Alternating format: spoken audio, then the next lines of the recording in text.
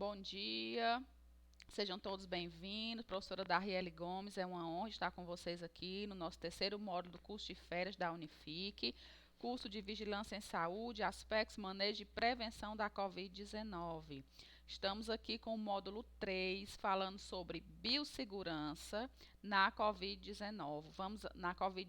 Vamos abordar conceitos fundamentais, medidas de prevenção, controle, de biossegurança, as medidas de prevenção em situações especiais, a questão do isolamento social, do isolamento horizontal, vertical. Então, essa primeira aula, professora Darriele, estaremos aqui nessa manhã do dia 27, que o curso vai, esse terceiro módulo, com a carga horária de 20 horas, será do dia 27 ao dia 27 de abril ao dia 1º de maio. Estou muito feliz em estar aqui com vocês, sejam bem-vindos. Nós somos mais de 200 alunos participantes.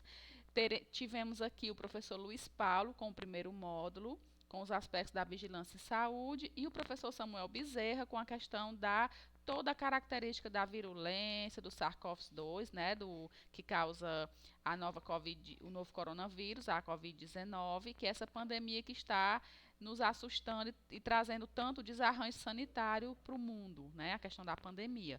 Então, vamos lá, pessoal, seguindo aqui com a nossa aula. Vamos falar de biossegurança, conceito de biossegurança. Segundo alguns autores, e especificamente eu vou usar um livro de biossegurança com abordagem multidisciplinar, que é do autor Pedro Teixeira e Silvio Vale, onde eles abordam a história da biossegurança, as questões das infecções, então, nessa visão multidisciplinar. Que o que é que a gente tem? Tanto o acadêmico da área da saúde, quanto pessoas leigas, quanto profissionais docentes, profissionais da saúde, aqueles profissionais que não trabalham na área da saúde, mas a biossegurança, as medidas de biossegurança, elas estão cada vez mais presentes no nosso dia a dia.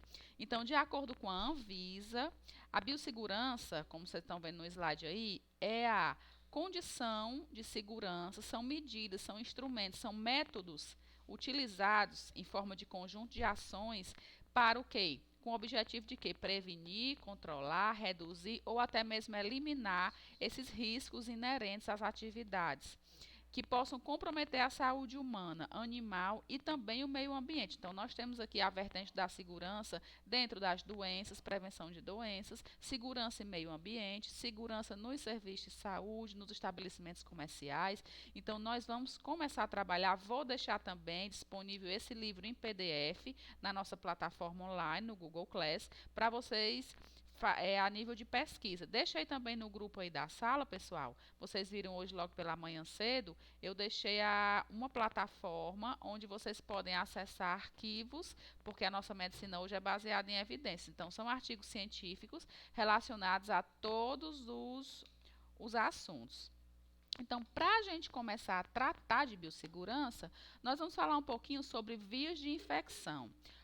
Com relação ao novo coronavírus, a gente tem ouvido falar muito, lido muito, tido muitas aulas, notas informativas do Ministério da Saúde, da Organização Mundial de Saúde, dos órgãos sanitários, que é o isolamento e as vias de infecção, por onde esse vírus entra no nosso organismo, o que é que ele faz, como é que eu pego o novo coronavírus, como é que eu vou fazer.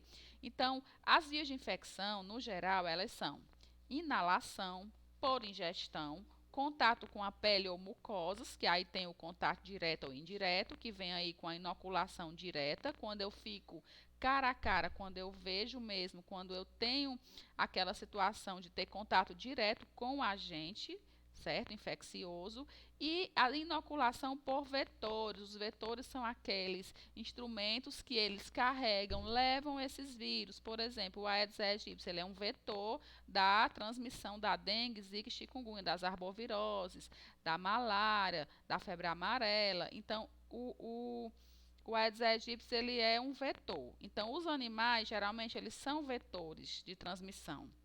Então, a gente tem aqui esse slide aqui falando da introdução com relação à transmissão por contato, que é a transmissão É o tipo de transmissão que causa o novo coronavírus, é a transmissão por contato, através de gotículas de aerosóis. E a gente tem que ter uma ideia que não é pelo ar, é por contato. O vírus ele tem aquela, Samuel explicou brilhantemente isso com relação a todas as características do vírus, essa transmissão por contato. Eu tenho primeiramente aqui a fonte, que vocês estão vendo aqui, a fonte, pode ser um homem, tem o agente de transmissão, que é o contato, geralmente é por contato direto, por isso que uma das prevenções, dos meios de prevenção mais falados, mais orientados, mais simples que a gente tem, mais eficazes também, é a questão da higienização correta das mãos, que a gente vai ter uma aula sobre isso, um link com os artigos e uns vídeos para a gente dar uma olhada. Nós temos aqui a transmissão aérea através de espirro, tosse, gotículas de saliva, que aí é onde se enquadra o novo coronavírus, e o hospedeiro susceptível. O que é o hospedeiro susceptível? São aquelas pessoas, aqueles indivíduos que têm mais chances, que são mais sensíveis, têm uma imunidade mais fragilizada para adquirir.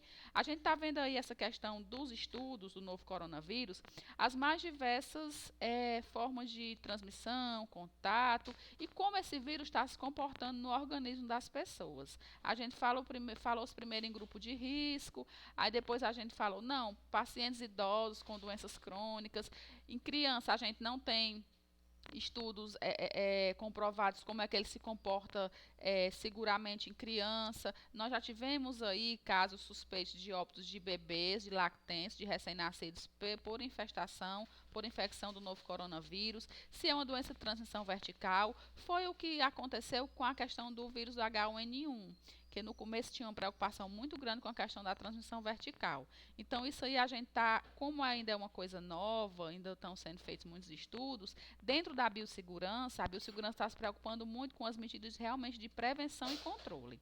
A transmissão da infecção ela envolve a fonte, que é o paciente, profissionais, artigos e visitantes, o hospedeiro susceptível, que é o paciente, profissionais e os visitantes, que fazem essa tríade, e a via de transmissão, que a gente tem por contato, aérea, o veículo comum pelo vetor, que a gente também pode abordar isso aí. Também temos a questão dos modos de transmissão, com a questão de sangue e fluidos corpóreos, contato direto ou indireto, gotículas e o aerossol, que é no caso da transmissão do novo coronavírus, que a gente lembra bem a questão de quanto tempo ele fica sobre superfícies sólidas, de quanto tempo ele fica no ar. Aí tem os questionamentos. Eu posso pegar o novo coronavírus pelo ar? Respirando o mesmo ar que o paciente, então são muitas dúvidas que tem com relação, certo, a isso. E a gente fala também por que isolar o paciente. O paciente, sendo isolado, a gente tem vários tipos de isolamento, a gente tem o isolamento por contato, o isolamento respiratório, que a gente vai trabalhar aqui ao longo da aula, tá certo? Vão anotando aí as dúvidas de vocês, que aí quando for mais tarde a gente abre um fórum de discussão no Google Class, na sala de aula, e eu vou procurar responder aí os questionamentos, certo? Vou disponibilizar também o manual de biossegurança para vocês com relação ao novo coronavírus, que está disponível já na plataforma do Ministério da Saúde. Então, eu vou fazer uma playlist ali de todos os materiais que eu vou deixar disponibilizado para vocês, de acordo com o que a gente vai ver na aula, certo? Por que isolar o paciente, pessoal? Por que a gente tem que isolar um paciente? Primeiro, evitar a infecção cruzada. O ambiente hospitalar com bactérias multiresistentes, às vezes a gente vai estudar também uma aula aí sobre infecção hospitalar, que a infecção hospitalar ela também é uma vilã, que ela anda muito atrelada à questão daquele paciente que está no ambiente hospitalar internado pela Covid-19, que a infecção hospitalar, ela ajuda muito por assim dizer, eu estava conversando com o professor meu essa semana, a derrubar o paciente imunologicamente, certo? Paciente susceptível, aquele grupo de risco, aquele paciente que tem mais chance de adquirir o coronavírus, e controle de infecção hospitalar. A gente sabe que as infecções hospitalares, elas estão presentes muito, muito, muito na questão das internações de pacientes. O profissional, Nós estamos vendo aí o alto nível de contaminação, os altos índices de contaminação de profissionais da saúde contaminados pelo novo coronavírus, até com óbitos, a taxa de mortalidade está bem elevada em todo o Brasil. Médicos, enfermeiros, profissionais de saúde da linha de frente, porque eles estão em contato. Então, a gente faz um questionamento: será que os equipamentos, os EPIs, equipamento de proteção individual, estão sendo eficazes? São de boa qualidade? As normas, as diretrizes, os procedimentos operacionais padrão desses profissionais, paramentação, a retirada desse material contaminado, o banho. Então, está saindo muita normativa, nota técnica aí do Ministério da Saúde, com orientação de biossegurança, com a questão do manejo desses profissionais, desses equipamentos. O hospedeiro saudável é aquele hospedeiro que não é suscetível a adquirir essa infecção. O vetor de transmissão e controle de infecção hospitalar. A gente vai ver aqui que na biossegurança a gente está totalmente relacionado à prevenção de infecção hospitalar e de outras infecções, certo? Então a gente tem aí essa diferença aí de precauções e isolamento. As precauções, o cuidado que indica que não há necessidade de uma sala privativa. São aquela questão das precauções padrão. É o que o profissional, o que o paciente, o que o visitante, o que nós fazemos já por medidas de precaução normal, de biossegurança. Higienizar as mãos, chegar da rua, lavar as mãos, sempre lavar as mãos depois de ir ao banheiro. Quando está no hospital, entre um paciente e outro, fazer a asepsia do local, de bandeja, bancada, verificar a questão da qualidade, da esterilização, que a gente vai ver mais na frente também, a questão de desinfecção, asepsia, antisepsia, esterilização, que também tem um manual de condutas na central de material estéril do hospital, do centro cirúrgico, na questão de biossegurança desse POP, com questão ao isolamento, ao novo coronavírus, tá certo? Nos hospitais. Da central de material também vou deixar disponível para vocês aí na plataforma. O isolamento, o cuidado que indica que há necessidade de uma sala privativa. Quando o paciente está em isolamento, aquele paciente, ele é portador, ele está com alguma infecção, adquiriu alguma infecção, ou antes da internação, ou depois da internação hospitalar. Então, isso acontece muito. O paciente com Covid-19, ele é um potencial paciente a ficar em isolamento. Que isolamento, professor? Isolamento respiratório, isolamento de contato, via as formas de transmissão e o grau de infectividade do vírus, tá certo? Então, a precaução tem por objetivo prevenir e controlar essa disseminação, essa proliferação de agentes infecciosos, vírus, bactérias, fungos, protozoários, enfim. Isolamento. O isolamento vai criar uma barreira protetora, evitando que o agente prolifere, certo? E o isolamento varia de acordo com a categoria. Já as precauções devem ser feitas, devem acompanhar o profissional em todos os momentos, da admissão à alta do paciente, certo? Então, eu tenho a precaução padrão, precauções básicas que devem ser adotadas por toda a equipe multiprofissional, por qualquer tipo de paciente, para qualquer tipo de patologia, não importa.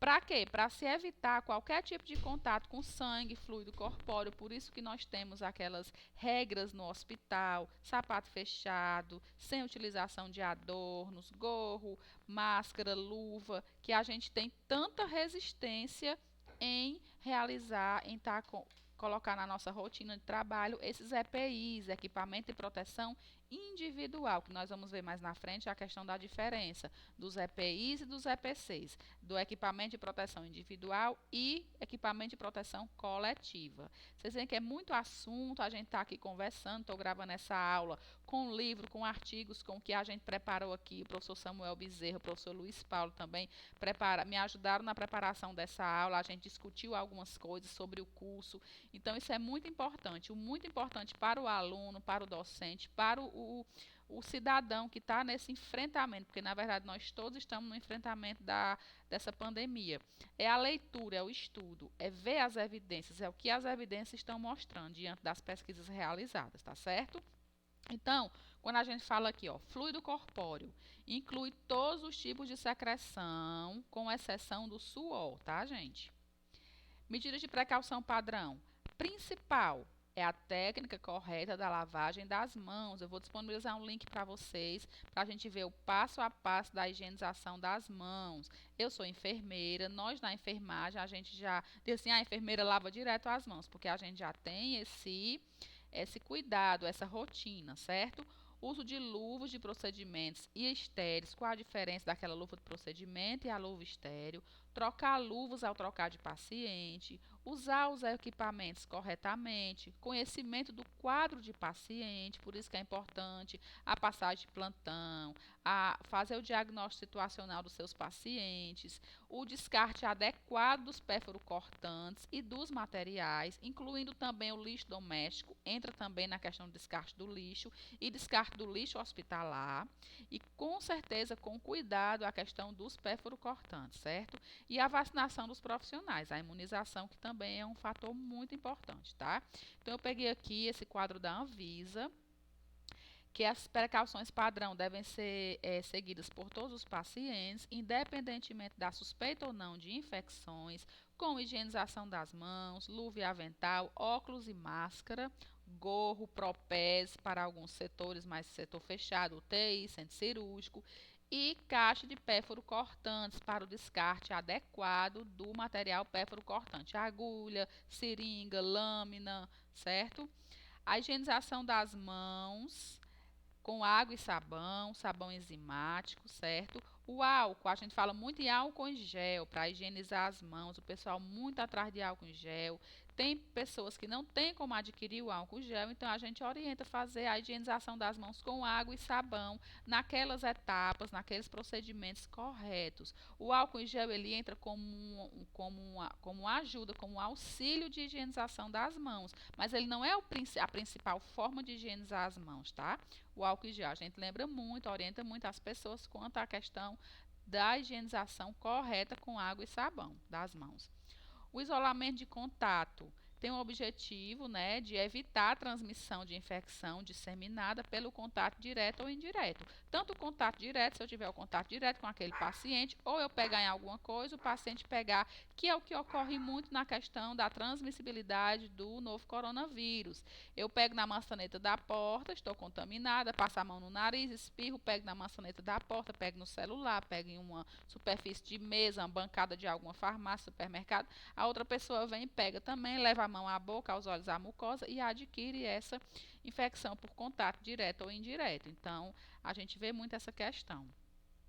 E aqui eu trouxe para vocês algumas principais doenças isoladas, né? Que são as infecções agudas respiratórias, as infecções gastrointestinais, conjuntivites, bactérias de múltipla resistência que nós temos. A gente teve casos recentes de pacientes internados em unidade de terapia intensiva com o novo coronavírus, e quando foram fazer exames, exames mais específicos, identificaram que o paciente estava infectado por bactérias multiresistentes adquiridas em meio hospitalar. Isso aí também a gente tem que ter muito cuidado quando a gente fala da admissão desse paciente no hospital, de receber, de fazer as medidas de precaução padrão e de isolamento com esse paciente, certo?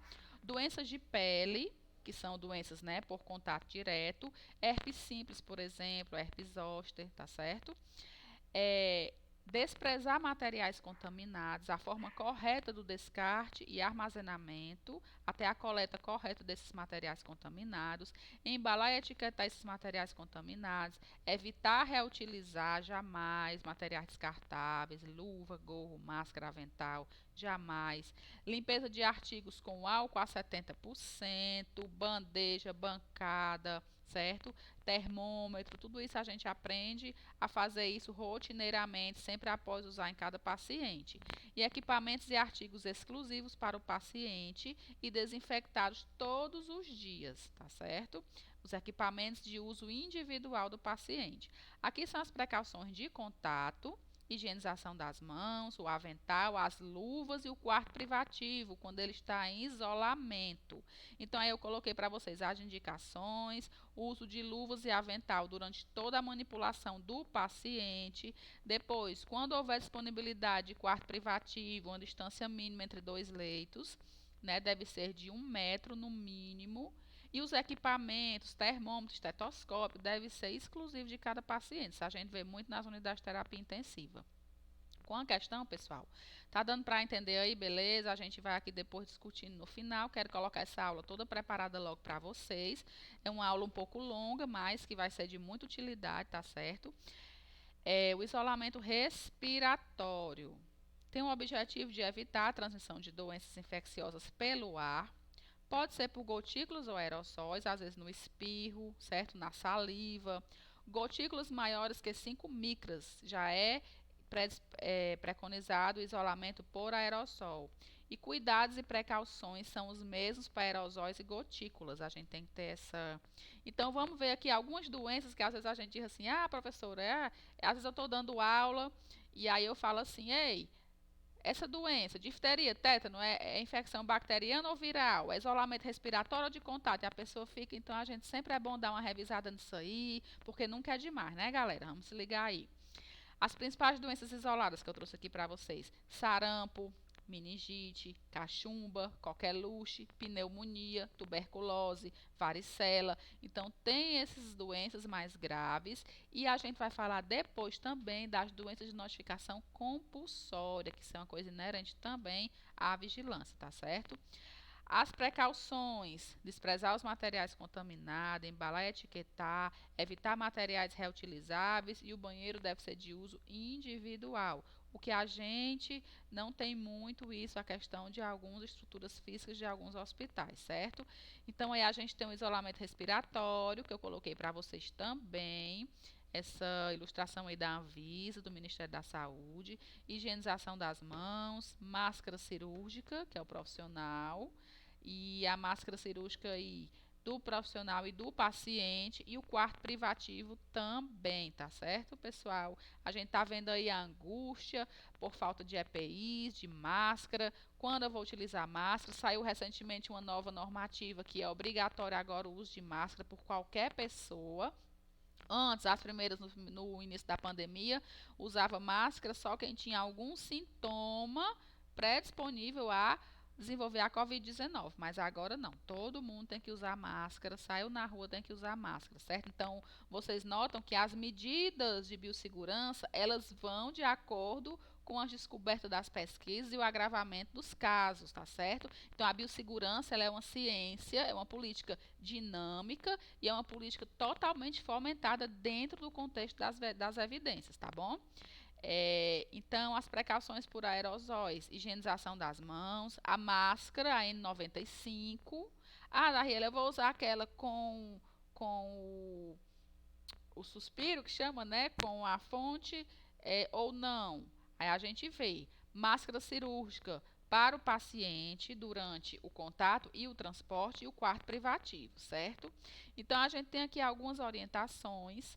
A gente está vendo aí a questão do atendimento pré-hospitalar, que eu também vou colocar um materialzinho quinta-feira para vocês, para a gente discutir essas medidas de isolamento, tanto do paciente grave quanto do transporte do paciente para atendimento pré-hospitalar também, e a grande importância da biossegurança das ações do uso dos EPIs, tá certo? Das medidas de prevenção e controle da disseminação do novo coronavírus. Beleza, pessoal? Então, a gente vai seguindo aí com as características do agente infeccioso para a gente entender um pouco a força que esse agente tem. O que é esse agente? É o agente causador da doença. Ele pode ser um vírus, uma bactéria. E a gente tem aí, o professor Samuel Bezerra pode falar com mais propriedade, ele abordou muito bem a questão do vírus, da virulência, das características, da força que esse vírus tem, desse novo coronavírus, a estrutura de DNA, RNA, a estrutura proteica. E aí eu estava lendo um artigo esses dias e tinha por que que hoje as bactérias elas são mais fáceis de tratar, porque elas têm antibióticos específicos e geralmente os vírus não. Então, os vírus eles têm essa capacidade, essa autoinfectividade, essa patogenicidade, essa virulência, eles têm essas características peculiares do vírus, que a gente diz assim, nós temos uma maneira de dizer assim: ah, tá, não, tá sentindo isso, é só uma virose. Ah, é só uma virose. Às vezes, uma virose pode se transformar em uma patologia muito grave. Então, os vírus, eles atingem com muito mais força.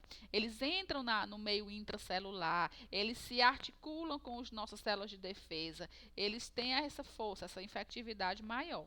Então, a gente tem aí alguns conceitos dentro da biossegurança sobre infectividade, paciente ou capacidade do agente invadir o tecido e produzir infecção no hospedeiro. O que o novo coronavírus, SARS-CoV-2, ele tem uma alta taxa de uma força, uma alta infectividade, certo? A dose infectiva é a quantidade, o inóculo requerida para causar infecção. A patogenicidade, a capacidade de produzir doença, embora a gente saiba, veja em alguns artigos e os estudos tenham mostrado aí, que o vírus ele está se comportando de formas diferentes em algumas pessoas. Existem pessoas que adquiriram, foram infectadas pelo novo coronavírus, mas que se fizeram totalmente assintomáticas. E aí a gente pergunta, qual a taxa, a força da transmissibilidade dessas pessoas assintomáticas? Em que período pode ser transmitido? E já tem pessoas que desenvolvem sintomas gravíssimos e até vão a óbito. Então a gente tem que ver esse comportamento. E a virulência é a medida da gravidade da doença, certo?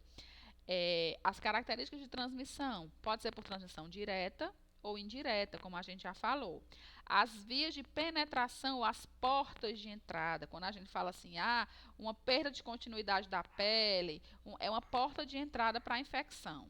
Então, isso entende-se por veículo a ser animado ou inanimado que transporta um agente etiológico, ou seja, um agente que causa determinada doença.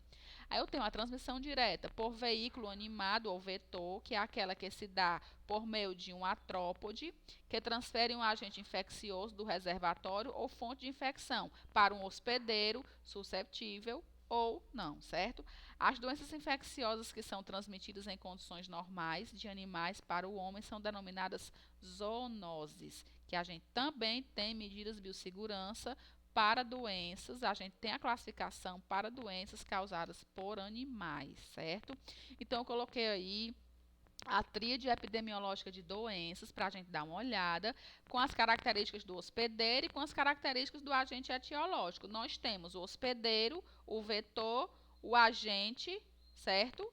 E o meio ambiente, que o meio ambiente são as condições climáticas, as condições socioeconômicas, culturais, que a gente tem uma coisa na saúde chamada determinantes e condicionantes de saúde, sociais ou não, falta de higiene, falta de acesso ao serviço de saúde, condições socioeconômicas, tudo isso que tiver no meio ambiente que influenciar no processo de saúde e doença.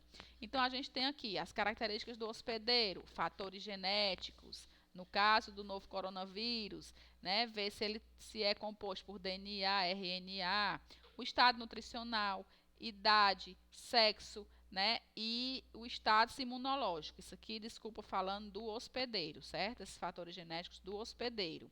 Aqui está do agente etiológico, certo? A dose infectante, tempo de exposição, local da entrada, a multiplicação, a virulência, que a gente viu que virulência é a força de transmitir a doença. Então, o novo coronavírus ele tem uma potencial força com relação a essas denominações da biossegurança, essas denominações das características do vírus, tá certo?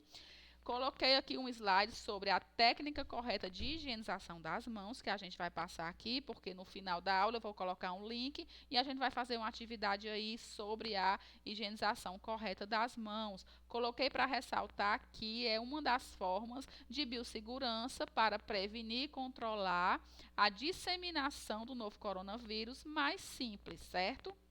Quando a gente fala voltando lá para o conceito, pessoal, de biossegurança, quando a gente fala são métodos, são instrumentos que fazem com que minimizem, diminuam, até eliminem riscos e perigos e o evento adverso em algumas doenças na população, certo? Então, a gente tem hoje, pessoal, risco, perigo e efeito adverso. O que é o risco? Qual a diferença de risco e perigo? Eu coloquei até aqui essa gravura para vocês, para a gente ver aqui a questão do risco e do perigo para a gente entender. O risco é a probabilidade que um produto ou um serviço tem de causar danos à saúde, ou seja, Eu não posso fugir, eu estou aqui. O risco eu chegar, eu estou no risco, eu estou com risco de pegar o novo coronavírus, porque eu estou no meio a pessoas, estou no meio a pandemia. E o perigo é a condição que pode ser verificada, ou seja, eu estou com perigo aqui. Eu olho, um perigo é algo que tem potencial de causar o dano. Eu sei que é um perigo entrar na água, que tem tubarão. Só que o tubarão no mar é um perigo, mas se eu não entrar no mar, eu não vou ter esse perigo. Então é a mesma coisa. Eu sei que o paciente está contaminado, eu sei que ele está com o novo coronavírus, mas eu não mantenho o isolamento social, eu teimo em ir lá no paciente, em ter contato com ele, porque é minha família, então isso é um perigo. O risco é a probabilidade que um perigo ocorra. Por exemplo, nadar com um tubarão é um risco. Eu estou correndo um risco. Eu sei que eu estou correndo um risco. Então, essa é a diferença, certo? Então, o perigo é a condição que pode ser verificada. E o evento adverso é o efeito não desejado. O evento adverso, no caso, é a doença, eu me contaminar com o novo coronavírus, tá certo? Então, eu coloquei aí essa, essa esse slide aí de marcação, risco, perigo, evento adverso. Por exemplo, lavagem das mãos incorreta é um risco. Contaminação é um perigo. Evento adverso, pessoas com infecção hospitalar, certo? Então, eu posso ter um medicamento oral, um medicamento mal conservado, é um risco. Uma contaminação hospitalar é um perigo. Então, a gente depois, ao longo da aula, vai falando melhor sobre o conceito de risco e perigo, certo? Beleza, pessoal? Tô falando muito, até aí tá tudo bem? Todo mundo entendendo? Classificação de micro-organismos por classe de risco, pessoal, certo? A classificação de micro-organismo por classe de riscos, certo? Os critérios: virulência, que é a patogenicidade para o homem, que aí se dá pelos coeficientes. Na biossegurança a gente trabalha muito com a questão do coeficiente. Modo de transmissão, importante para conter a disseminação. Descobriram o modo de transmissão da doença, do novo coronavírus, causada pelo novo coronavírus, da Covid-19. Então, o modo de transmissão, se é identificado o modo de transmissão, eu vou ter como fazer essa barreira sanitária, essa barreira de biossegurança para evitar essa disseminação. A estabilidade do agente, ou seja, estudar como é que o agente se comporta, a dose infectante, que é a carga viral dele, como é que ele se comporta, a célula do hospedeiro, e a existência ou não de profilaxia, são medidas sanitárias, vacinação ou administração de antissoros, medicamentos e de terapêutica eficaz, que pode ser antibióticos e medicamentos terapêuticos, que é o que a gente está vendo hoje com a questão de medicamentos que podem ser usados no combate, no controle, na eliminação total do organismo. Então, isso aqui acho que é uma luta que os pesquisadores estão tendo, que nós estamos acompanhando aí, beleza? E aí a classe farmacêutica pode falar com bem propriedade sobre isso. Estão sendo feitos estudos com novos medicamentos. Os vírus, eles têm essa dificuldade. As bactérias, a gente já tem a classe dos antimicrobianos, os antibióticos, que já são específicos para cada tipo de bactéria, gram positiva, gram negativa, a gente já sabe mais ou menos, tem essa noção, então é mais fácil ser tratado, certo? Então essa classe de risco, os vírus, eles têm uma classe de risco bem, um pouco mais complexa do que as bactérias nesse sentido. Riscos biológicos, né? A classificação dos riscos biológicos. Nós vamos estudar depois riscos químicos, físicos, né? Riscos biológicos. Os riscos biológicos são aqueles riscos causados por agentes biológicos, os micróbios, os micro-organismos, certo? Os agentes biológicos que têm probabilidade nula ou baixa de provocar doença, que aí se enquadra no risco 1, que é individual e comunitário baixo. O que é o risco individual? É aquela chance, aquele risco que o paciente tem de adquirir aquela doença individualmente ou aquela doença coletiva, comunitária. Nós ouvimos aí falar que a transmissão do novo coronavírus já é uma transmissão comunitária, ou seja, eu já não sei de onde a fonte de transmissibilidade correta. Ah, pegou de onde? Já está uma alta taxa de transmissibilidade, certo? Então, Eu vou já falar para vocês em qual grupo de risco biológico o SARS-CoV-2 se enquadra, certo? O novo coronavírus. Então, o risco 1 é aquele risco baixo, que aqueles agentes quase não têm. Vamos dar um exemplo aqui do lactobacillus, que são as bactérias que estão no meio vaginal, constituem um importante grupo de bactérias. Então, muitas espécies têm aplicação nas indústrias de alimento. Então, eles são micro-organismos que têm um risco 1, certo? De biossegurança. O risco 2 é aquele risco individual moderado e comunitário limitado. Ele tem um risco, mas ele não é, proporciona tanto medo à questão da transmissão comunitária, certo? De infestação, surto, epidemia ou pandemia. São organismos patogênicos, porém, geralmente não apresentam um perigo sério para os indivíduos. Pode provocar infecções graves, porém já se conhecem medidas profiláticas de prevenção, adequadas com o risco de propagação limitado ou reduzido na comunidade, tá certo, pessoal? Então, esse é o risco 2, que aqui eu tenho a leptospira, que é o agente etiológico, que é a bactéria, que é uma na zoonose, ela é eliminada principalmente na urina dos roedores, que causa leptospirose, infecta diversos animais e humanos, a infecção através de contato direto com a água ou contaminado da urina, certo? E nesse caso, é o meio ambiente, a questão das chuvas, os determinantes condicionantes sociais, estrutura, né, saneamento, falta de saneamento básico, eles também atrelam aí nessa questão desse risco de aparecimento dessas doenças, certo? Então, a maior parte dos casos a evolução é benigna, só 10% dos casos são graves. Então, ele se enquadra aí na questão dos riscos biológicos, classificado como risco 2. O risco 3 tem um risco individual alto. É mais fácil o indivíduo se contaminar e o comunitário limitado. São organismos que costumam provocar doenças graves, propagada de um hospedeiro infectado a outro. Existem medidas profiláticas e tratamento também estabelecidos, certo? Que é no caso da tuberculose, do Bacillus anthracis, aí a gente vai vendo essa questão aí. Os bacilos anthracis é o carbúnculo, né? A letalidade não é tão alta, ele causa infecções de pele se disseminando para o pulmão. Então, isso aí é o risco 3. O risco 4 tem um elevado risco individual e comunitário. Aqui se enquadra o SARS-CoV-2, o novo coronavírus. Ele é de um risco biológico número 4, certo? São agentes patogênicos que geralmente causam doenças graves, sendo facilmente transmitidos. Então, a via de transmissibilidade, a taxa de transmissibilidade e infectividade é alta. E na maioria dos casos não se conhece um tratamento eficaz. No caso agora do Covid-19. E as medidas também ainda não estão bem estabelecidas, porque é uma doença nova. Então, nós temos que ter essa consciência, tá? Transmissão via respiratória ou desconhecida. O vírus Ebola, H1N1 e agora o SARS-CoV-2, que é o novo coronavírus, tá certo? O vírus do Ebola e o novo coronavírus, que causa a doença Covid-19, tá certo? Então, aqui nós vamos começar a entrar.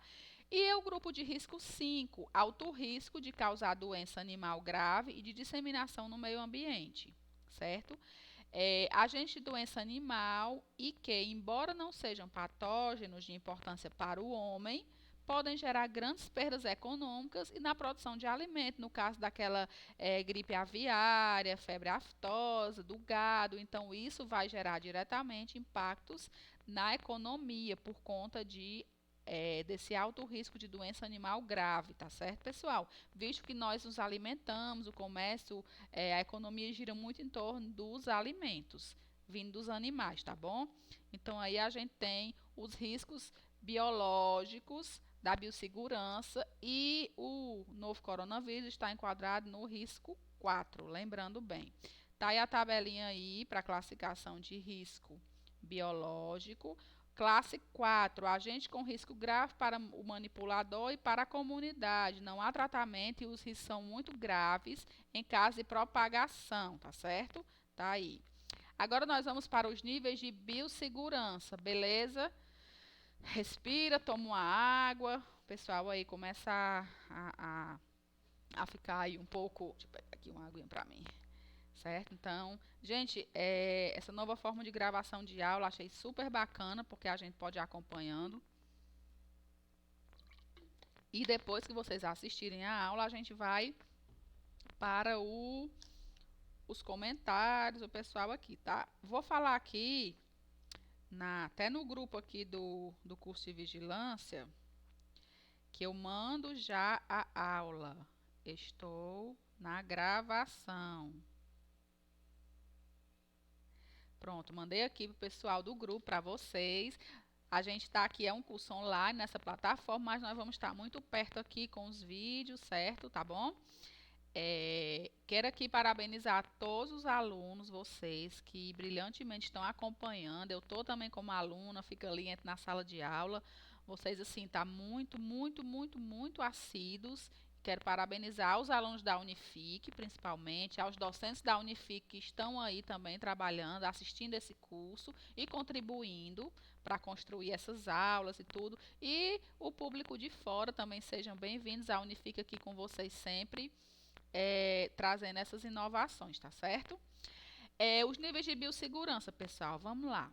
Contenção primária é a proteção da equipe do laboratório e do meio de trabalho. A gente tem a conduta e uso do EPI e do equipamento coletivo, de proteção coletiva. A contenção secundária, proteção do meio externo ao local onde são manuseados agentes infecciosos, né, com a conduta e essas instalações físicas, tá bom? Os níveis de segurança, ó, a gente tem NB1, NB2, NB3, NB4, certo? Os níveis de segurança, os níveis da biossegurança. A gente vai ver aqui e procurar exemplificar para vocês para ficar um pouquinho mais fácil. Níveis de biossegurança relacionada ao risco 1. Lembra que a gente falou? Os lactobacilos, que não são micro-organismos que vivem em perfeita harmonia com o ser humano.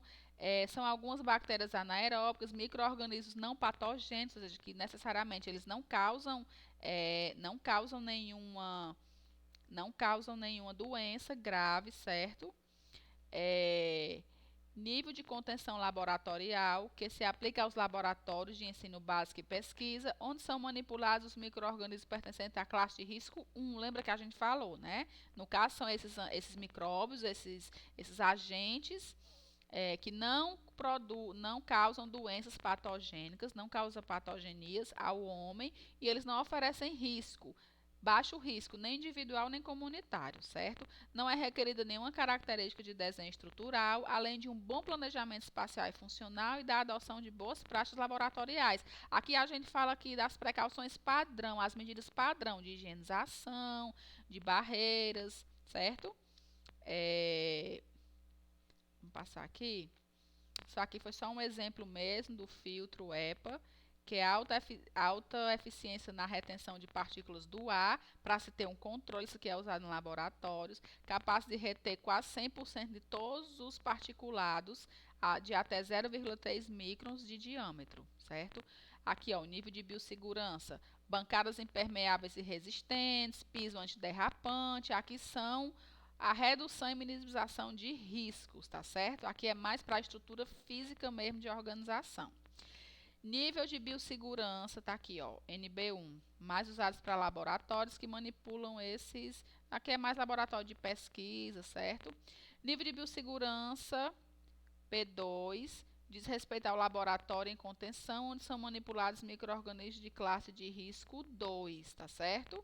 Se aplica aos laboratórios clínicos de pesquisa ou hospitalar de níveis primários, sendo necessário, além da adoção de boas práticas, aquelas práticas, né, costumeiras, o uso de barreiras físicas primárias. Essas barreiras físicas primárias são cabine de segurança, espaço físico ampliado e equipamento de proteção individual. Sempre utilizar óculos, gorro, máscara, avental, certo? E se tem um desenho estrutural. O nível B2, eu tenho a clamídia, pneumoniae, né? O Helicobacter pylori, o H. pylori. E aí eu tenho a leptospirose, treponema pálido. Aí eu tenho os protozoários intestinais, alguns fungos, tá certo? Que a gente tem de manipulação. Barreiras secundárias, laboratório de porta trancada, pia para lavagem das mãos, superfície de trabalho fácil.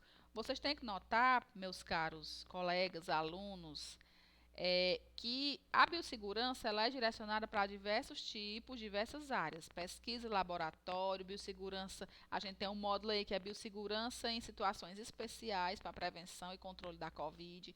Então, o nosso trabalho, a gente tem também a biossegurança no meio físico, que são os mapas de risco, que a gente não colocou aqui nesse curso, mas também eu posso disponibilizar algum material para vocês. A questão da identificação dos possíveis riscos de acidente de trabalho também entra dentro da forma da biossegurança, tá certo? Aí eu tenho superfície de trabalho de fácil manutenção, bancos impermeáveis, e aí eu tenho o A do laboratório não deve circular em outras áreas, então é uma coisa muito restrita para a questão da prevenção, tá aqui, certo? A nível de biossegurança NB2 do laboratório. Setor fechado, bancadas, os EPIs, tá aí tudo muito direcionado. Essa gravura não está muito legal porque eles não estão usando os EPIs, né? Gorro, óculos, estão de luva, estão de avental. O NB3, nível de biossegurança 3, indicado para trabalho com agentes infecciosos que possam causar doenças graves, potencialmente letais. O que é que significa isso? Essas doenças que podem levar o paciente ao óbito, como resultado de exposição por via de inalação. A gente tem aí, certo? Alguns fungos, o vírus do HIV, certo? O vírus T, que são os linfotrópicos humanos tipo 1, a bactéria, né, da tuberculose, e aí a gente tem esses, o bacillus antarcis, a gente tem também, que pode causar patogenias até graves, certo? E levar à internação e levar a desencadear outras doenças. O nível 3, vamos lá, destinado ao trabalho com micro-organismos de classe de risco 3 ou para manipulação de grandes volumes e altas concentrações de organismos. Isso acontece muito na questão das pesquisas para uma nova vacina, um novo soro, uma nova medicação de tratamento. Então, é o que está acontecendo hoje nessas manipulações da Covid-19, do novo coronavírus, certo? Tem que ser mantido um controle rígido quanto à operação, inspeção, manutenção e as instalações, certo? As barreiras secundárias, NB1, NB2+, prédio separado em zona isolada, dupla porta de entrada, escoamento interno, então tem que ter todo um amparo, toda uma estrutura, inclusive sistema de alarme. Isso aqui são nos grandes centros de laboratório de pesquisa, certo?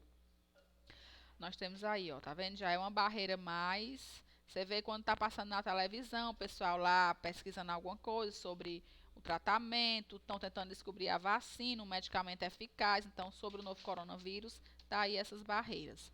E esse nível 4 é aquele laboratório de contenção máxima, que ele manipula micro-organismos de classe do risco 4 e 5, pessoal. Há um alto nível de contenção, um alto risco de contaminação, né?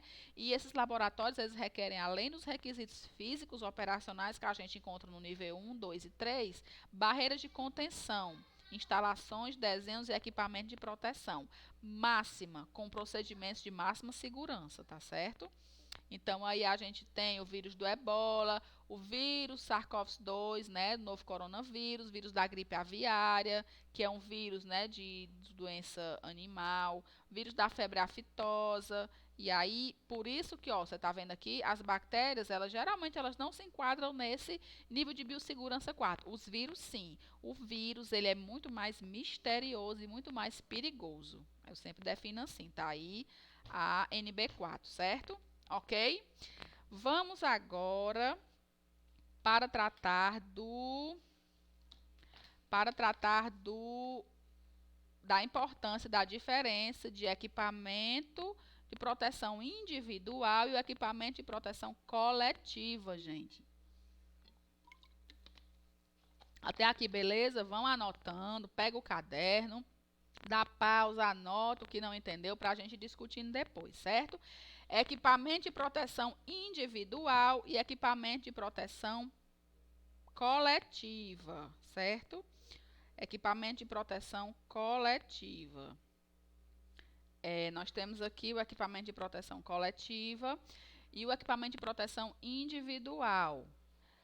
O de proteção individual diz respeito aos equipamentos que são utilizados pelo profissional, pelo paciente, para proteção individual. Aqui a gente lista óculos, máscara, seja ela cirúrgica ou máscara a N95, gorro, propés, avental, aquele equipamento que vai proteger aquele equipamento que vai proteger a minha individualidade, certo? E o de proteção coletiva são para toda a equipe, são, no caso, das barreiras de proteção sanitária, das barreiras quando eu falo no Código da Biossegurança, o EB3, EB4, no laboratório, ali é de proteção coletiva para proteger toda a equipe que está trabalhando.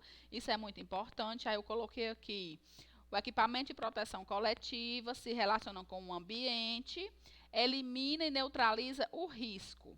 O de individual, ele é mais direcionado para o homem, para o indivíduo, para o profissional da saúde e evita e diminui a lesão, tá certo? Ele não deixa livre. Aí eu tenho agora, pessoal, os resíduos de saúde. Os resíduos de saúde, a gente vai passar aqui por só vou mostrar para vocês, que não tem como eu falar em biossegurança sem falar nos resíduos de saúde.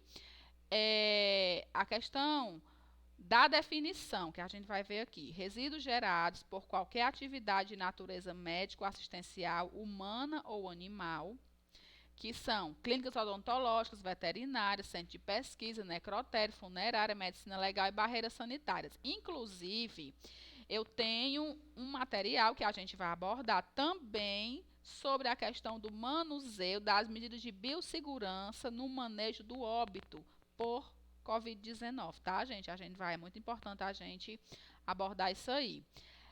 Na saúde, gente, a gente tem os resíduos que são divididos no grupo A, B, C, D e E. Eu vou deixar um materialzinho disponível para vocês darem uma olhada, certo?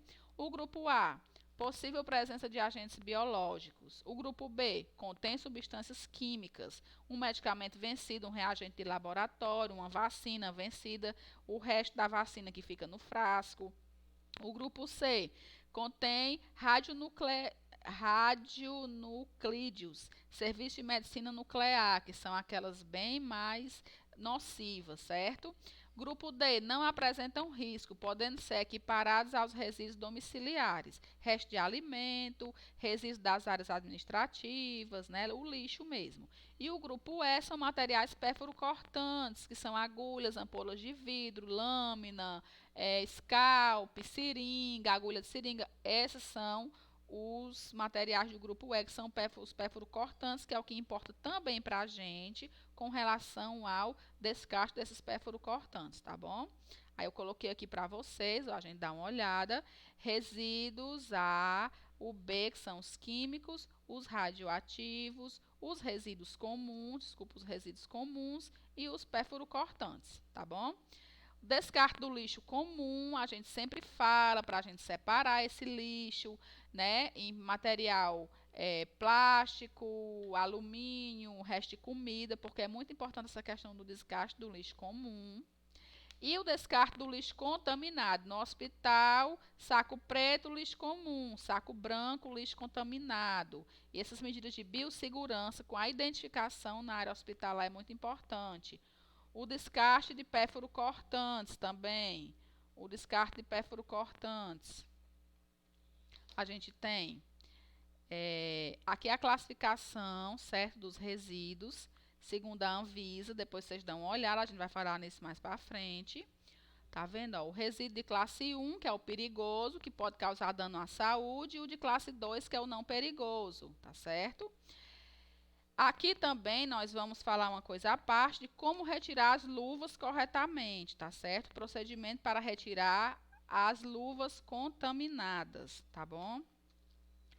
Vamos falar um pouquinho aqui, gente, de asepsia. Só um minutinho que eu estou mandando aqui para o grupo aqui do curso. Estou gravando aula. Só um minutinho, tá, gente?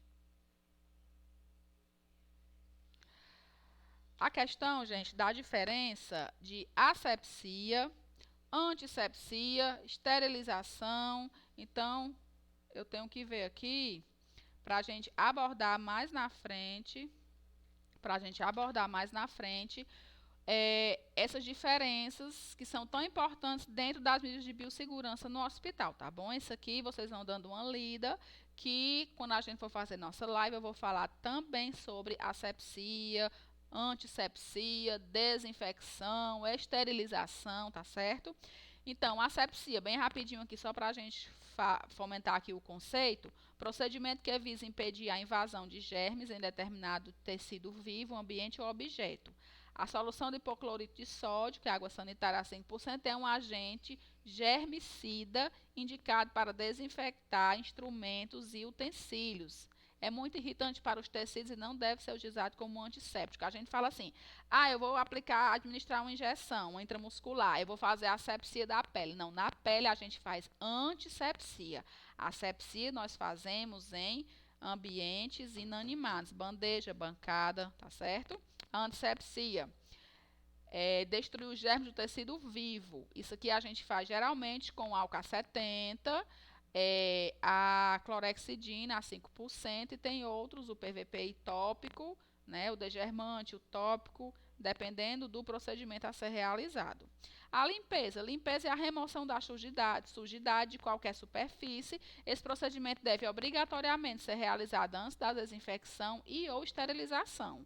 Antes de eu fazer essa desinfecção, eu tenho que fazer a limpeza, a lavagem comum, certo? E eu faço a limpeza também de material, né? Material cirúrgico, material de insumos que eu uso, reutilizáveis em material cirúrgico, bandeja. E eu faço também com relação à roupa cirúrgica, avental cirúrgico, que é lavável, eu faço essa limpeza antes de ir para a esterilização, para a autoclave, tá certo? Então a gente também tem que ter essa.